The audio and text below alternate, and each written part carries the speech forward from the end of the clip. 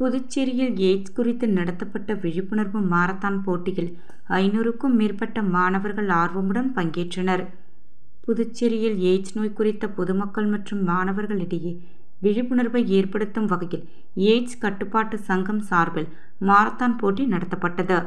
காந்தி சிறையில் இருந்து தொடங்கி போட்டியில் மாணவர்கள் மற்றும் மாணவிகள் என 2 பிரிவுகளாக நடத்தப்பட்டது. இதில் 500க்கும் மேற்பட்ட மாணவர்களால் ஆர்வமுடன் பங்கேற்று ஓடி விழிப்புணர்வை ஏற்படுத்தினர். சுமார் 5 கிலோமீட்டர் தூரம் நடத்தப்பட்ட இப்போட்டியில் வெற்றி பெற்ற மாணவர்களுக்கு எய்ட்ஸ் கட்டுப்பாட்டு சங்கம் சார்பில் ரொக்க பரிசு வழங்கி பாராட்டப்பட்டது.